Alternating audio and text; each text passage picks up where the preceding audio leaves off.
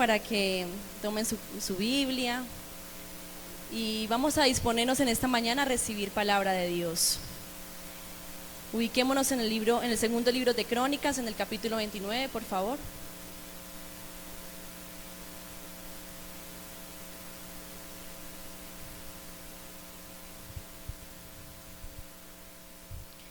Quiero contarles que el próximo 5 de septiembre del año 2019, el Señor me permitirá junto con mi esposo cumplir 20 años de relación. Nosotros iniciamos nuestra relación el 5 de septiembre de 1999 y recuerdo que Freddy, nos conocimos en el Pedregal y recuerdo que Freddy fue y me pidió que fuéramos novios y yo le dije que no. Entonces mi hermano que está acá, el guitarrista, le dijo: hermano, vaya, ruéguele, que mi hermana es muy rogada, ruéguele, escríbale una carta, algo, pero ruéguele. Y entonces mi esposo me escribió una carta. Y quiero decirle que lo que escribió, maravilloso, Neruda le quedó en pañales. Y que yo era muy hermosa y bueno, un poco de cosas maravillosas. Me mandó la carta, yo la leí y ¿qué creen? Me convenció. Y aquí estamos, 20 años después, con 2 hijas, otros hijos que el Señor nos regaló y somos un matrimonio feliz. Y hoy vengo a hablarles de eso, hoy vengo a hablarles del poder de una carta de amor. Uno creyera que las cartas no tienen incidencia en la vida, pero quiero decirles que una carta puede cambiar la vida de una persona, puede cambiar la vida de un país, puede cambiar la vida de una familia. Y yo se los hablo con toda la autoridad, una carta cambió mi vida. Hoy estoy casada con un hombre maravilloso, 20 años de relación, una familia hermosa. Y si no hubiera sido por esa carta, quizás yo no estaría hoy aquí contando de la historia de mi vida. Me hubiera casado quizás con otro hombre, pero no hubiera sido tan feliz como lo soy. Así que hoy vamos a hablar del poder de una carta de amor. Quiero contarles de la vida de Ezequías. Ezequías fue rey de Israel. 200 años después de que Salomón murió, Ezequías subió al trono y dice la historia que habían pasado por Israel aproximadamente unos 12 reyes por Judá. Entre esos reyes habían unos que eran muy obedientes, pero también hubo unos reyes que fueron muy desobedientes. Y la desobediencia de esos reyes llevó al pueblo a la idolatría y a la hechicería. Llevó a que cerraran el templo y que se olvidaran de adorar a Dios. Y muchos de esos reyes hicieron que el pueblo de Israel cayera en grandes cosas de brujería, de hechicería y de idolatría. Pero para el año 725 más o menos antes de Cristo, asciende al trono un hombre llamado Ezequías. Tenía 25 años cuando subió al trono. Y dice la historia que Ezequías recibe a Judá y lo primero que hace es hacer una evaluación del pueblo que recibe. Hagan de cuenta que usted le entregan una empresa, usted es el gerente de esa empresa y usted lo primero que va a hacer es que venga a ver qué es lo que yo recibo, ¿cierto? Entonces Ezequías se sube al trono y dice: vamos a hacer una evaluación del pueblo que yo recibo.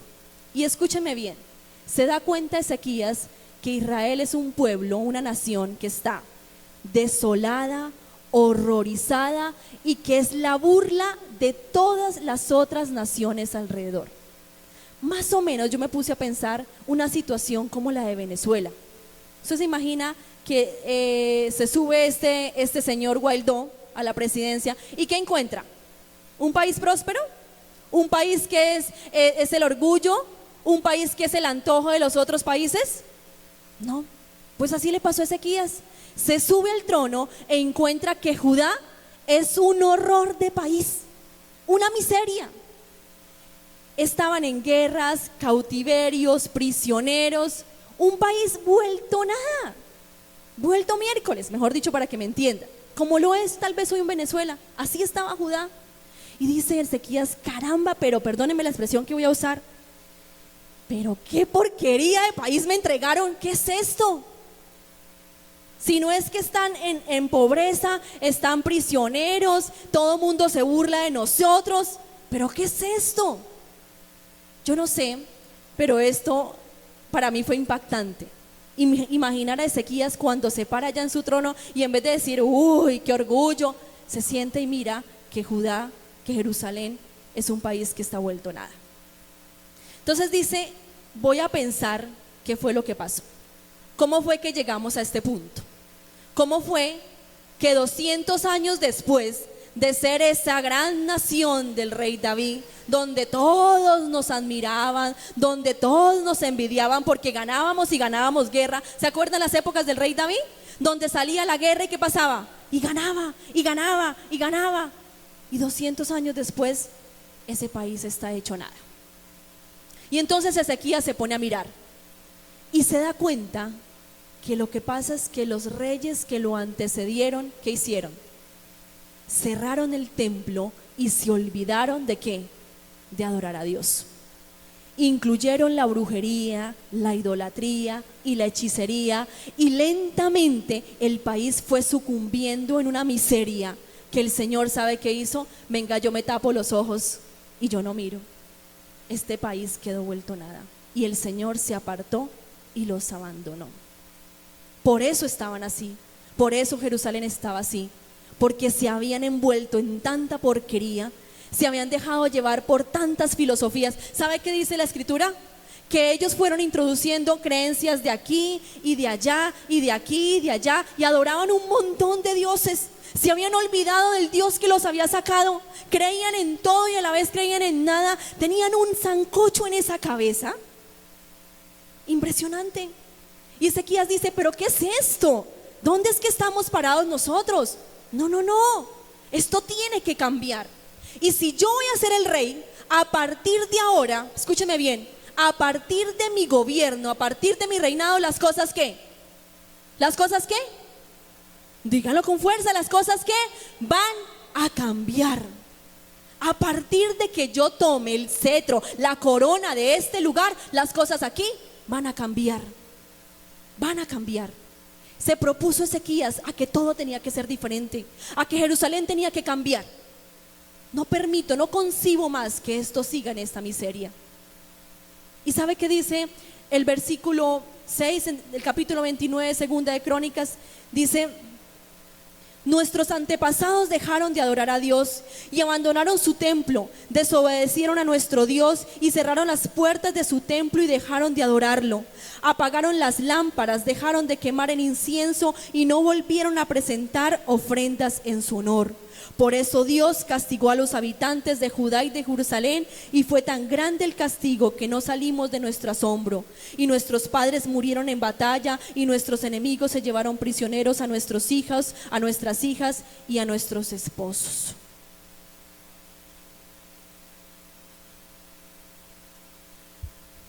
A mí me impacta ver que Ezequías abrió sus ojos y vio la miseria en la que estaba Israel. Yo quiero que en esta mañana usted entienda esto y lo miremos en sentido figurado. Cuando Ezequías toma el poder, se da cuenta que tenía un país desolado, horrorizado y lleno de burla. Yo quiero hacerle una pregunta en esta mañana.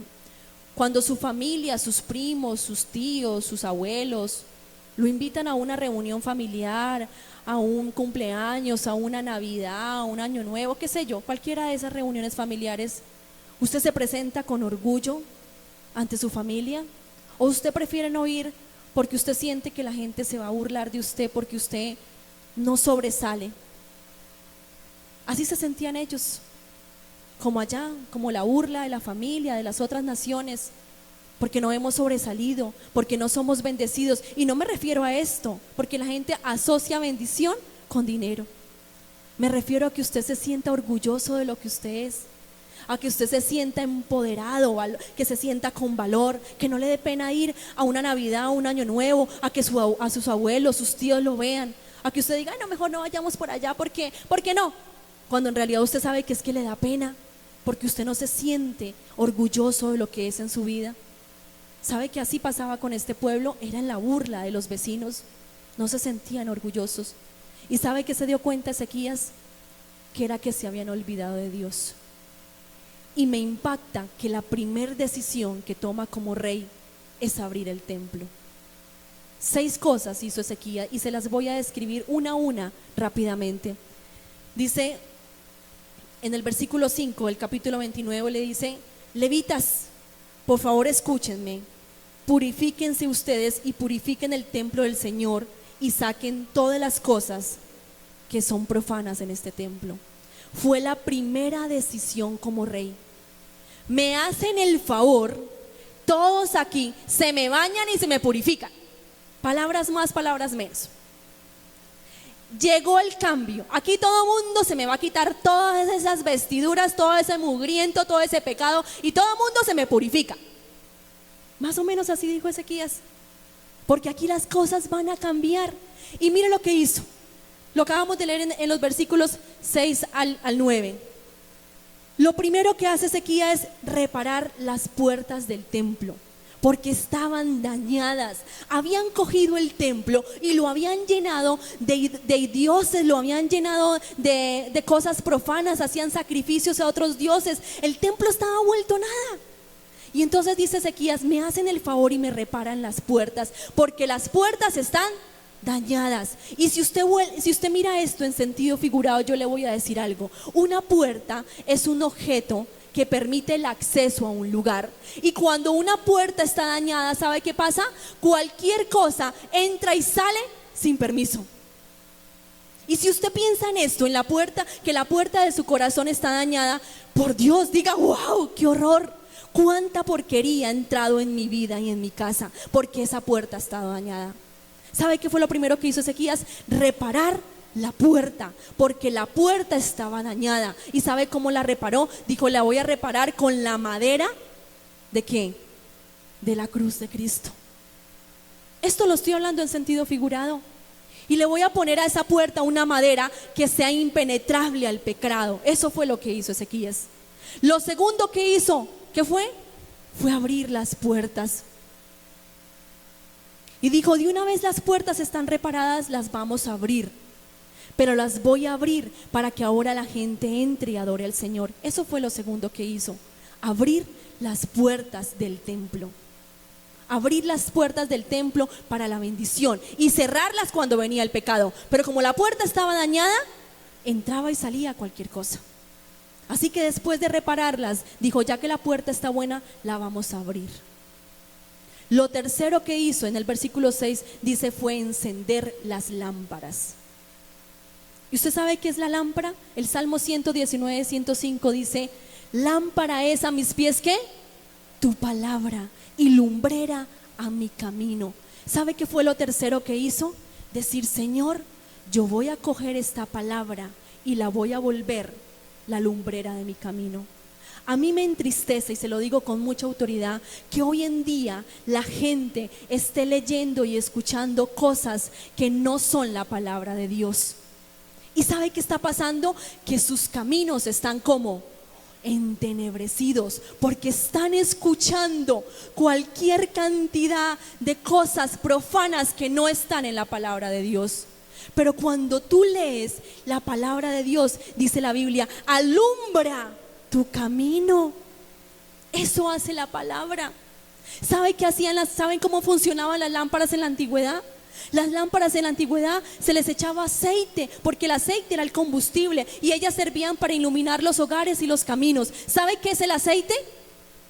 El aceite es el Espíritu Santo. Mire, yo les quiero decir algo. Yo he vivido los años más hermosos al lado de este hombre. Disfruto mis hijas. Me encanta ir a la casa de mis papás, acostarme en la cama de mis papás, que mi mamá me consienta. Me encanta ir a trabajar, cuando llegan vacaciones viajar. Pero en absoluto nada de eso me da tanta felicidad como llegar a la sala de mi casa y sentarme a hablar con el Espíritu Santo de Dios. Les puedo decir que todo lo que les mencioné se puede acabar, pero nada me va a hacer tan feliz como la presencia del Señor en mi casa, en mi vida. Yo me siento y converso con Él. Yo le presento los planes del colegio, de la iglesia. ¿Tú qué opinas? ¿Tú qué dices? Mira lo que me pasó con esto, con aquella. Él es mi amigo. ¿Cómo pueden ustedes pensar que uno puede vivir la vida sin el combustible, sin el aceite del Espíritu Santo en nuestras vidas? Ezequías lo entendió y dijo, lo tercero que voy a hacer es encender las lámparas. Lo cuarto que va a hacer, dice que es quemar el incienso. El incienso es una sustancia que se quema y produce un humo. ¿Sí lo han visto? Y ese humo, ese aroma es lo que el Señor quiere oler y decir: ay, qué rico que huele Lucy, qué rico que huele Carlos, qué rico que huele Diana, qué rico que huele Carolina, ese aroma es de mi hijo, me encanta oler. Yo no sé si a ustedes les ha tocado en algún trancón o caminando pasar por el lado del carro de la basura. ¿A cuánto les gusta quedarse parados ahí al lado del carro de la basura? Qué asquerosidad. Yo recuerdo cuando estaba en la universidad que nos tocó hacer una práctica en Buenaventura y nos mandaron en el bus de la Universidad del Tolima, un bus viejito de esos antiguos que los asientos eran metálicos. Ibagué, Buenaventura, eso eran como 10 horas de camino. Y le dijeron al chofer de la universidad: y se va a 40 por hora porque lleva estudiantes de la universidad. Y ese viejito, chic, chic, chic, chic, en ese bus. Pasamos Cali, ese calor. Y en algún momento que se terminó la doble calzada, apareció un bendito carro con una mula, un camión con marranos. Y este señor no adelantaba el camión. Y nosotros con ese calor y ese olor a los marranos, a toda la caca de los marranos, miren, sin mentirles, yo creo que como 1 hora y media y nosotros le decíamos: adelántelo, adelántelo, y no lo adelantaba. Y nosotros: huele ese olor a marranos, y huele ese olor a marranos, con ese calor. Ese bus no tenía aire acondicionado porque era un bus viejito, de esos buses viejos que uno le decía, como una chiva, hagan de cuenta. Y nosotros ahí: tráguenos ese olor a marranos y tráguenos ese olor a marranos. Y él, hasta que no volvió a la doble calzada, él no lo adelantó, porque era de esos viejitos leguleyos que no adelantaban.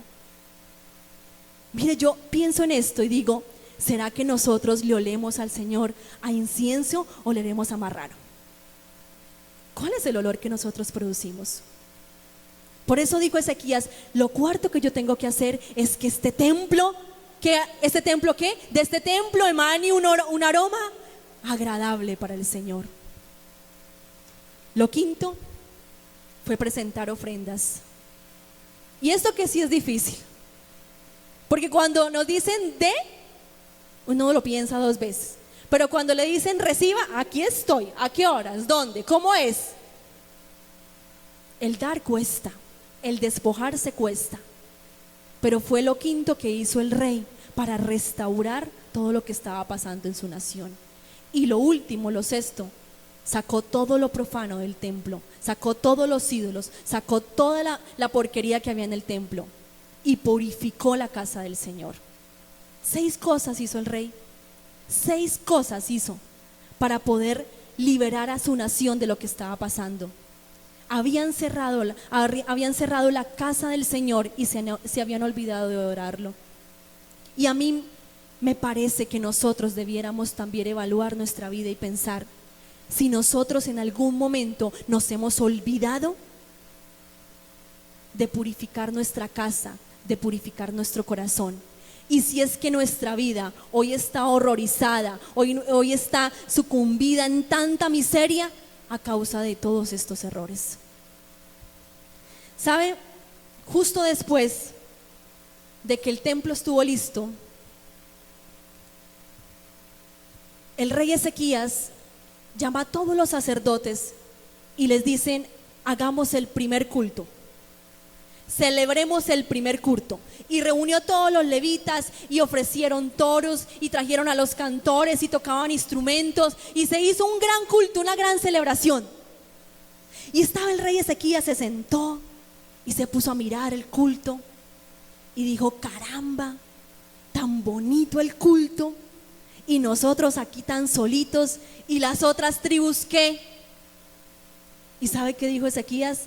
Ya sé, voy a invitar a las otras tribus a que vengan ¿a qué? Al culto. Y les voy a decir que 200 años atrás, cuando Salomón muere, las 12 tribus de Israel se dividen y se forman 2 reinos, 2 tribus para un lado y 10 tribus para el otro, el reino del norte y el reino del sur. Y estaban divididos, llevaban 200 años de enemistad, 200 años, usted por allá y usted por acá. Y se le ocurre a este man, dizque, y reunirlos a todos, invitarlos al culto. No sé si a usted les ha pasado que de repente algún hijo pelea con algún hermano y pasan navidades y navidades y navidades y no se reúnen. Y algún tío por allá le envió una invitación que para la próxima Navidad y resulta que aceptaron. Pero les voy a decir por qué aceptaron. Ezequías vio que el culto estaba maravilloso y dijo: pero venga, y nosotros aquí con el templo en Jerusalén y las otras tribus años sin adorar al Señor, voy a hacer una invitación. Mensajeros, y los llamó: háganme el favor y me imprimen estas invitaciones, 2000 invitaciones, y las vamos a mandar a todas las tribus de Israel. Y las imprimieron. Y se pone el rey a pensar: pero esta gente no va a venir, esta gente es muy resentida, esta gente no va a venir al culto. Yo ya sé qué voy a hacer. Con la invitación voy a mandar una carta. Y se fue a sus aposentos y la presencia del Espíritu Santo lo tomó y escribió una carta. Y dijo: y si esta carta no les conmueve el corazón, definitivamente eso son una parranda de piedras duras que con nada se ablandan. Y escribió la carta. Y llegaron las invitaciones, y las invitaciones llegaron a las montañas, a los pueblos, a las veredas, a todo Israel. Todo mundo fue invitado. Y con la invitación la carta. Y con la invitación la carta. Y golpeaban: venimos a traer una invitación del rey. Y llegaba, y llegaba, y llegaba, y llegaba. Y se tardaron meses, pero llegaron las invitaciones con la carta. Y la gente empezó a abrir la invitación y a abrir la carta. Y empezaron a leer la carta. ¿Y saben qué pasó? Sus corazones se empezaron a conmover. Y todos, sin falta de alguno, decidieron ir a celebrar el culto. A mí no me importa si llevamos 200 años peleados. A mí no me importa si llevamos 200 años de enemistad con mi hermano, con mi primo, con mi tío, con mi mamá. Pero yo voy a ir a celebrar ese culto. Levanten la mano, ¿cuántos tienen aquí en sus manos una carta que les entregaron a la entrada? ¿Todos? Yo quiero que lentamente usted abra la carta y yo se las voy a leer. Esa carta está en Segunda de Crónicas 29, 6, 10. En la línea dice Israel, pero yo le dejé una línea para que usted piense que el Señor le escribió esa carta hoy a usted. Y dice: Carlos, Diana, Carolina, Paula, Jorge, como te llames, has quedado con vida, eres un sobreviviente. Después de muchos ataques e invasiones del enemigo sobre tu vida. Así que por favor, hoy te ruego que dejes de comportarte con la maldad y el pecado que te ha llevado a estas consecuencias. Y vuelve por favor a obedecer a Dios. Vuelve a hacer un pacto con Dios acá, hoy en su casa, en su templo.